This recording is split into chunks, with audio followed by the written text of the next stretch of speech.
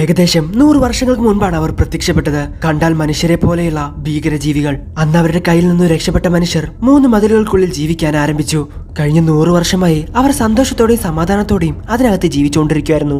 പക്ഷേ ട്രസ്റ്റ് നഗരത്തെ ടൈറ്റൻസ് ആക്രമിച്ച സമയത്ത് അത്രയും പേർ മരിക്കാനുള്ള കാരണം പ്രധാനപ്പെട്ട സർവേ കോപ്സ് അവിടെ ഇല്ലാത്തതുകൊണ്ടായിരുന്നു. സംഭവം നടക്കുന്ന അന്ന് രാവിലെ തന്നെ അവർ ടൈറ്റൻസിനെ നിരീക്ഷിക്കാൻ വേണ്ടി മതിലിന് പുറത്തോട്ട് പോയി. പിന്നീട് നമ്മൾ കാണുന്നത് മതിലിന് പുറത്തോട്ട് പോകുന്ന പ്രധാനപ്പെട്ട സർവേ കോപ്സിനെയാണ്. അതാ നോക്കൂ, ക്യാപ്റ്റൻ ലീവായി അവരൊറ്റയ്ക്കുണ്ടെങ്കിൽ തന്നെ ഒരു സേനയാണെന്നാണ് പറയുന്നത്. നിനക്ക് വൃത്തിയുടെ അസുഖമുണ്ടെന്ന് അവരറിഞ്ഞു കഴിഞ്ഞാൽ നിന്റെ പകുതി ഫാൻസ് എന്തായാലും കുറഞ്ഞു കിട്ടും എന്നൊരു ലേഡി അവരോട് പറയുന്നു. അങ്ങനെ മതിലിന്റെ കവാടം തുറക്കുവാണ്. അവർ പുറത്തോട്ട് പുറപ്പെടുന്നു. ഒരു അസാധാരണമായിട്ടുള്ള ടൈറ്റനെ കാണാനുള്ള ഭാഗ്യം ഉണ്ടായാൽ മതിയായിരുന്നു എന്നവർ പറയുന്നു. മതിലിന് പുറത്തുപോയി ടൈറ്റൻസിനെ നിരീക്ഷിക്കാനും അവർക്കെതിരെയുള്ള കാര്യങ്ങളെല്ലാം ചെയ്യാനും സർവേ കോപ്സിനെയാണ് നിയമിച്ചിട്ടുള്ളത്. എന്നാൽ എപ്പോഴൊക്കെ അവർ മതിലിന് പുറത്തോട്ട് പുറപ്പെട്ടോ പോയവരിൽ 30% മാത്രം പേരെ തിരിച്ചു വരാറുള്ളൂ. അതാണ് ടൈറ്റനും മനുഷ്യരും തമ്മിലുള്ള വ്യത്യാസം. പിന്നീട് നമ്മൾ കാണുന്നത് ഒരു ടൈറ്റൻ ഒരു സൈനികനെ കടിച്ചു പിടിച്ചിരിക്കുന്നതാണ്. നീയൊക്കെ കണ്ടോ, മനുഷ്യർ തീർച്ചയായിട്ടും നിങ്ങളോട് ഇതിനൊക്കെ പ്രതികാരം ചോദിക്കും. ക്യാപ്റ്റൻ ലീവായി വരും നിന്നെയൊക്കെ കൊന്നുകളയാൻ. പറഞ്ഞു തീരുന്നതിന് മുമ്പ് തന്നെ ക്യാപ്റ്റൻ ലീവായി അങ്ങോട്ട് വരുന്നു.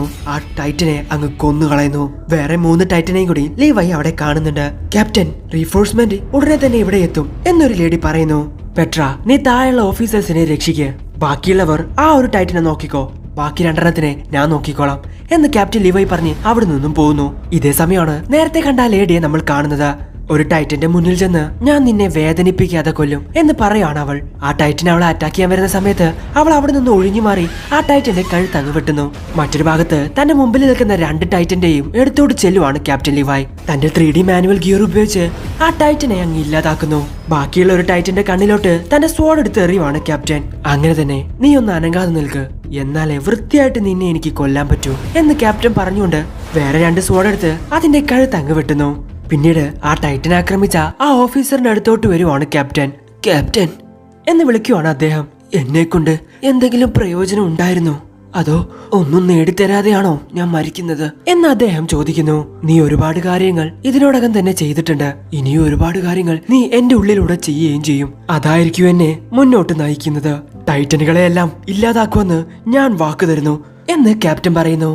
ഇതേ സമയമാണ് പെട്ര ആ കാര്യം പറയുന്നത്. ക്യാപ്റ്റൻ, അവര് പോയി. മരിച്ചുപോയ അവരെ തന്നെ നോക്കി നിൽക്കുവാണ് ക്യാപ്റ്റൻ. ഞാൻ പറഞ്ഞതെല്ലാം അവർ കേട്ട് കാണൂ എന്ന് ക്യാപ്റ്റൻ അവളോട് ചോദിക്കുന്നു. എനിക്ക് ഉറപ്പുണ്ട്, തീർച്ചയായിട്ടും അവർ കേട്ട് കാണും എന്ന് പെട്രായും പറയുവാണ്. ഇതേ സമയമാണ് ഒരു ഓഫീസർ അങ്ങോട്ട് വരുന്നത്. ലിവായ്, നമ്മൾ പിന്മാറുകയാണ്. എന്ത് പിന്മാറാനോ? പിന്മാറാൻ വേണ്ടിയാണോ ഇത്രയും പേർ ഇവിടെ മരിച്ചു വീണത്? 5 വർഷം മുൻപത്തെ പോലെ തന്നെ ടൈറ്റനുകൾ നഗര കവാടം തകർത്ത് മുന്നിലോട്ട് പോയിക്കൊണ്ടിരിക്കുകയാണ് എന്ന് ആ ഓഫീസർ പറയുന്നു. ഇത് കേട്ട് എല്ലാവരും ഞെട്ടുന്നു. പിന്നീട് നമ്മൾ കാണുന്നത് ടൈറ്റൻസ് അതിനകത്തോട്ട് കയറി ഒരുപാട് പേരെ ആക്രമിക്കുന്നതാണ്. അങ്ങനെയാണ് എറിനെ ഒരു ടൈറ്റൻ വിഴുങ്ങുന്നത്. അങ്ങനെ എറിനിപ്പോ ആ ടൈറ്റന്റെ ഉള്ളിലെത്തിയിരിക്കുകയാണ്. ഇതെന്താ ഇങ്ങനെ? 5 വർഷം മുൻപത്തെ പോലെ ഞങ്ങളിപ്പോ ദുർബലരല്ല. സൈനികരാവാൻ വേണ്ടി ഞങ്ങൾ ഒരുപാടധികം കഷ്ടപ്പെട്ടിട്ടുണ്ട്. സൈനികരാണെന്ന് ഞങ്ങൾ സ്വയം വിശ്വസിച്ചു. എല്ലാം അവരെ തോൽപ്പിക്കാൻ വേണ്ടി, അവരെ അതിജീവിക്കാൻ വേണ്ടി, മറ്റുള്ളവരെ രക്ഷിക്കാൻ വേണ്ടി. പെട്ടെന്ന് എറിൻ പുറകു നിന്നൊരു ശബ്ദം കേൾക്കുന്നു. ചൂടെടുക്കുന്നു, രക്ഷിക്കണേ അമ്മ. ഇത് കേൾക്കുന്ന എറിന് അവന്റെ അമ്മയെ ഓർമ്മ വരുവാണ്. എന്തുകൊണ്ട് ഞങ്ങൾക്ക് മാത്രം എല്ലാം നഷ്ടപ്പെടുന്നു? ഞങ്ങളുടെ ജീവിതവും സ്വപ്നങ്ങളും എന്തുകൊണ്ട് നാശം? എന്ത് സംഭവിച്ചാലും ഞാൻ തോറ്റു കൊടുക്കില്ല. ഒറ്റൊരെണ്ണത്തെ പോലും ഞാൻ ബാക്കി വെക്കില്ല എന്ന് എറിൻ ദേഷ്യത്തോടെ പറയുന്നു. ഇതേ സമയമാണ് എറിനെ വിഴുങ്ങി ആ ടൈറ്റന്റെ വാഴയിലൂടെ വലിയൊരു കൈ പുറത്തോട്ട് വരുന്നത്. ആ ടൈറ്റന്റെ ഉള്ളിൽ നിന്നും ആ ടൈറ്റനെ കീറി മുറിച്ച് പുറത്തോട്ടൊരു ടൈറ്റൻ വരുന്നു. ഞാൻ ഈ ലോകത്തു നിന്നും എല്ലാത്തിനെയും ഇല്ലാതാക്കും, ഒരെണ്ണത്തെ പോലും ബാക്കി വെക്കില്ല എന്ന് പറഞ്ഞൊരു കുട്ടി ടൈറ്റനെ അങ്ങിടിച്ച് കൊല്ലുവാണ് ആ ടൈറ്റൻ. ഇനിയും ഒരുപാടെണ്ണമുണ്ട്. നിന്നെ ഒന്നും ഞാൻ വെറുതെ വിടില്ല, എല്ലാത്തിനെയും കൊന്നു കളയണം. എറിൻ, എടാ എറിൻ എന്ന് ആർമിൻ വിളിക്കുവാണ്. കണ്ണു തുറക്കുന്ന എറിൻ കാണുന്നത് അവന്റെ ചുറ്റും ഗാർഡ്സുകൾ അവനെ എയിം ചെയ്ത് നിൽക്കുന്നുണ്ട്. ഇതൊക്കെ കണ്ട് എറിൻ ഞെട്ടുവാണ്. എറിൻ ഇപ്പോഴാണ് സ്വബോധത്തിലോട്ട് തിരിച്ചു വന്നിട്ടുള്ളത്. എറിൻ, നിനക്ക് നിൽക്കാൻ സാധിക്കുമോ? എടാ എറിൻ, ഇത് നീ തന്നെയാണോ? എന്ത് സംഭവിച്ചെന്ന് ഞങ്ങളോട് പറയടാ എന്ന് പറയുവാണ് ആർമിൻ. നീ പറ, തീർച്ചയായിട്ടും അവർക്ക് മനസ്സിലാവും. ഇതൊക്കെ കേട്ട് എറിനും ഒന്നും തന്നെ മനസ്സിലാവുന്നില്ല. ആർമിൻ, നീ ഇവര് പറയുന്നത് കേട്ടോ, എന്നെ കൊന്നു കളയുമെന്ന്? ആർക്കും ഒരു സംശയവും വേണ്ട, നമ്മളെയൊക്കെ തിന്നാനാണ് അവന്റെ ഉദ്ദേശം എന്ന് ഗാർഡ്സ് പറയുന്നത് അവൻ കേൾക്കുന്നു. അവരുടെ സ്വോർഡൊക്കെ എന്തിനാ ഞങ്ങൾക്ക് നേരെ ചൂണ്ടിരിക്കുന്നത്? അത് ടൈറ്റനെ കൊല്ലുന്ന വാളല്ലേ? എല്ലാവരും എന്തിനാ ഇങ്ങനെ നോക്കുന്നേ? ഇവിടെ എന്താ നടക്കുന്നേ എന്ന് ചിന്തിക്കുകയാണ് എറിൻ. ഇതേ സമയമാണ് നമുക്കൊരു കാര്യം വെളിപ്പെടുത്തുന്നത്. സർവേ കോപ്സിന്റെ പ്രധാന ലക്ഷ്യം മതിലുകൾക്ക് പുറത്തുള്ള സ്ഥലങ്ങൾ പര്യവേഷണം നടത്തുക എന്നുള്ളതാണ്. വാൾമറിയുടെ തകർച്ചയ്ക്ക് ശേഷം അവരുടെ ദൗത്യങ്ങൾ അതിനപ്പുറത്തോട്ട് പോയിട്ടില്ല. വാൾമറിയെ തിരിച്ചു പിടിക്കാൻ വേണ്ടി ഒരു സപ്ലൈ ബേസ് തയ്യാറാക്കുവാനും ഒരുപാടധികം സൈനികർക്ക് പോവാനുള്ള റൂട്ട് തയ്യാറാക്കലുമാണ് ഇപ്പൊ ഇവരുടെ ദൗത്യം. ഇതേസമയം ട്രസ്റ്റ് നഗരത്തിൽ നിന്നും ആദ്യം രക്ഷപ്പെട്ടവരോട് കഥ പറഞ്ഞുകൊണ്ടിരിക്കുകയാണ് കോണി. ഞങ്ങളോട് ക്ഷമിക്കണം, നിങ്ങൾക്ക് ഗ്യാസ് സപ്ലൈ ചെയ്യാൻ ഞങ്ങൾ വിചാരിച്ചതാണ്. പക്ഷേ അതിനുവേണ്ടി ഞങ്ങളുടെ കയ്യിൽ കുറച്ച് ഗ്യാസ് മാത്രമേ ഉണ്ടായിരുന്നുള്ളൂ. ഹെഡ് ക്വാർട്ടേഴ്സിൽ നിന്നും എടുത്തുകൊണ്ടുവരാമെന്ന് വിചാരിച്ച അവിടെ നിറച്ച് ടൈറ്റൻസും ആയിരുന്നു. അല്ല, മിക്കാസ ഒക്കെ എവിടെ എന്ന് ട്രിസ ചോദിക്കുന്നു. ജിന്നിന്റെ കൂടെയാണ് അവർ അവസാനമായിട്ട് വന്നത് എന്ന് കോണി പറയുന്നു. ഹേയ് ജിൻ, മിക്കാസ നിന്റെ കൂടെ അല്ല വന്നേ, അവൾ എവിടെ എന്ന് ചോദിക്കുകയാണ് മറ്റുള്ളവർ. ജിന്നാണെങ്കിൽ ഇത് കേട്ട് ഒന്നും മിണ്ടാണ്ട് നിൽക്കുവാണ്. എന്തേലും പ്രശ്നമുണ്ടോ? അവിടെ നടന്നത് രഹസ്യമായി വെക്കാനാണ് കിട്ടിയ ഓർഡർ. പക്ഷെ ഇങ്ങനെ ഒരു കാര്യമൊന്നും ഒരുപാട് നേരം രഹസ്യമായിട്ട് സൂക്ഷിക്കാനാവില്ല. അധികം വൈകാതെ തന്നെ ആരെങ്കിലും അറിയും. അതായത് ആരെങ്കിലും ജീവനോടെ ബാക്കിയുണ്ടെങ്കിൽ. ടൈറ്റനുകളുടെ ശരീരം കൊണ്ട് തന്നെ ഒരുപാടധികം പ്രതിരോധം അതിൽ. എഞ്ചിനീയറിംഗ് സ്ക്വാഡിനെ എന്തായാലും സമ്മതിച്ചേ പറ്റൂ എന്ന് കരുതി നമ്മൾ വെറുതെ നിൽക്കാൻ പാടില്ല. സൂക്ഷിച്ചു തന്നെ കാര്യങ്ങൾ മുന്നോട്ട് കൊണ്ടുപോകണം എന്നൊക്കെ ഹോണസ് പറഞ്ഞുകൊണ്ടിരിക്കുകയാണ്. 5 വർഷം മുൻപ് നിങ്ങൾ രക്ഷിച്ച പിള്ളേരൊക്കെ ഇപ്പൊ സർവേ കോപ്സിലായെന്ന് കേട്ടല്ലോ. അവരാണോ ഇപ്പൊ മുൻനിരയിലുള്ളത് എന്നൊരു ഓഫീസർ ചോദിക്കുന്നു. അതേന്ന് ഹാനസും പറയുന്നു. ഓ സോറി, ചോദിക്കാൻ പാടില്ലായിരുന്നു. അവരൊക്കെ വളരെയധികം ശക്തരാണ്. അതിജീവനത്തിന് വേണ്ടി പോരാടുന്നവരാണ്. ഒരാൾ മികച്ച ഒരു പോരാളിയാണ്, മറ്റൊരാൾ ഒരിക്കലും തളരാത്ത അത്രയും ശക്തിയുണ്ട്, മൂന്നാമന് അസാമാന്യമായിട്ടുള്ള ബുദ്ധിയും.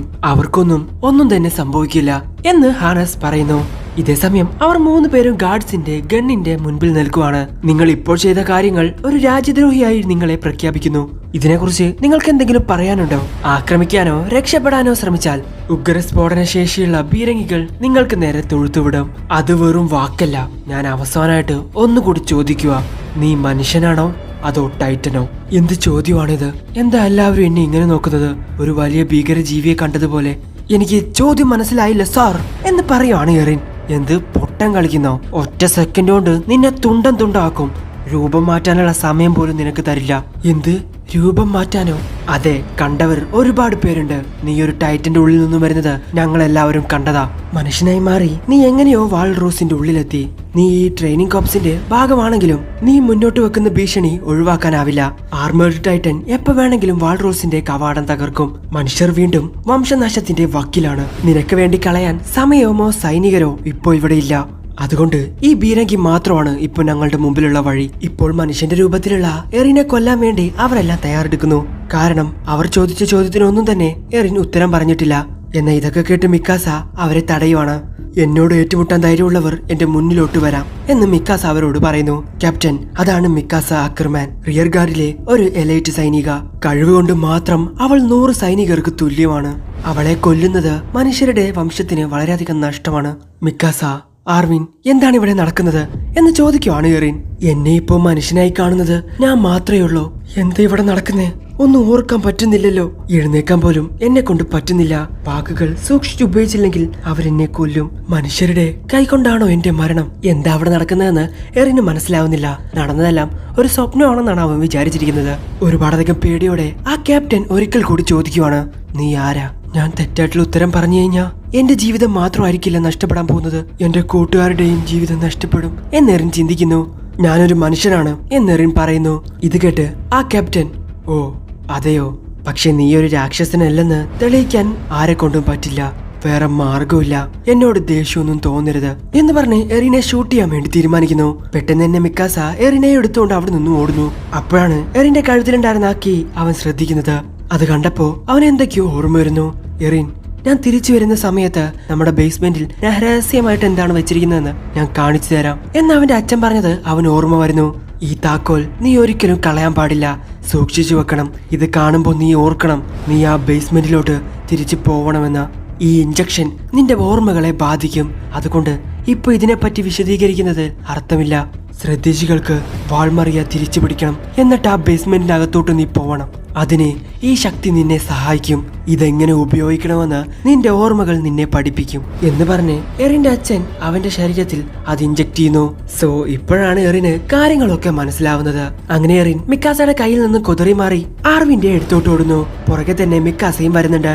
മിക്കാസേനെയും ആർവിനെയും നീ രക്ഷിക്കണമെങ്കിൽ ആ കഴിവ് നീ ഉപയോഗിക്കാൻ പഠിക്കണം എന്ന് അവന്റെ അച്ഛൻ പറഞ്ഞിട്ടുണ്ടായിരുന്നു. അവൻ അവന്റെ കൈ അങ്ങ് കടിക്കുന്നു. പെട്ടെന്ന് തന്നെ അവിടെ എന്തൊക്കെയോ സംഭവിക്കുന്നുണ്ട്.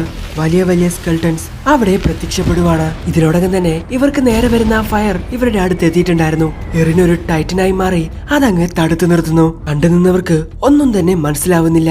അസ്ഥികൾ മാത്രം, കൈയിന്റെ ഭാഗത്ത് കുറച്ചു മാത്രം മാംസം, തൊലിയില്ലാത്ത ഒരു രൂപം. ഇത് കണ്ട് എല്ലാവരും ഞെട്ടിത്തരിച്ചു നിൽക്കുന്നു. സോ അവിടെ വെച്ച് ഈ എപ്പിസോഡ് അവസാനിക്കുന്നു. സോ എറിനൊരു ടൈറ്റൻ ആണെന്നുള്ള കാര്യം എല്ലാവർക്കും ഇപ്പോൾ മനസ്സിലായിരിക്കുകയാണ്. എന്നാൽ എറിന് അറിയില്ലായിരുന്നു അവൻ എങ്ങനെയാ ഒരു ടൈറ്റൻ ആയതെന്ന്. അവന്റെ കഴുത്തിൽ കിടക്കുന്ന ആ താക്കോൽ കണ്ട സമയത്താണ് അവന്റെ അച്ഛൻ പറഞ്ഞ കാര്യം അവന് ഓർമ്മ വരുന്നത്. സോ അവന്റെ അച്ഛൻ എന്തായിരിക്കും സീക്രട്ട് ആയിട്ട് ആ ബേസ്മെന്റിൽ ഉണ്ടാക്കി വെച്ചിട്ടുണ്ടാവാ. എന്തായാലും നിങ്ങൾക്ക് ഇവിടെ ഇഷ്ടപ്പെടുന്ന ലൈക്ക് ചെയ്യുക, ഷെയർ ചെയ്യുക, സബ്സ്ക്രൈബ് ചെയ്യുക, അത്തരത്തിലുള്ള ബെല്ലൈക്കൺ കൂടി എനേബിൾ ചെയ്യുക. അടുത്ത എപ്പിസോഡ് അടുത്ത ദിവസം വരാം. അതുവരേക്കും ബൈ.